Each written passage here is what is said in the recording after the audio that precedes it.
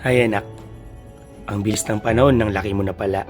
Parang kailan lang tinuturuan ka pa namin maglakad at magsalita. Pero ngayon, eto ka na. Nagagawa mo na ang mga bagay na gusto mo. Nalalaro mo na mga gusto mong laruan. Nakakain mo na rin ang mga paborito mong pagkain. At higit sa lahat, unti-unti ka na rin natuto sa buhay.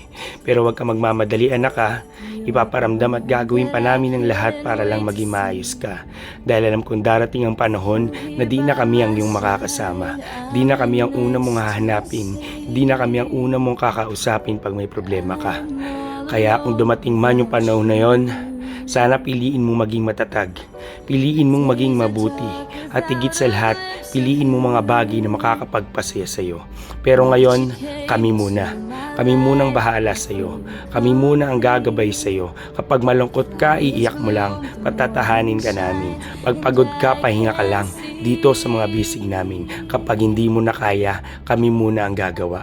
At pag may pagkakamali ka, kami muna ang magtatama. Kaya anak, pagpasensyahan mo na ako ha, kung minsan napapagalitan kita, o minsan nasisigawan kita, hindi dahil hindi kita mahal, hindi dahil gusto kong lumayo ang loob mo, kundi dahil gusto kong itama ang mga pagkakamali mo. Dahil bilang isang magulang, responsibilidad ka naming ilagay sa maayos na sitwasyon at gusto namin na lagi kang nasa tamang direksyon. Mahal na mahal ka namin, nak.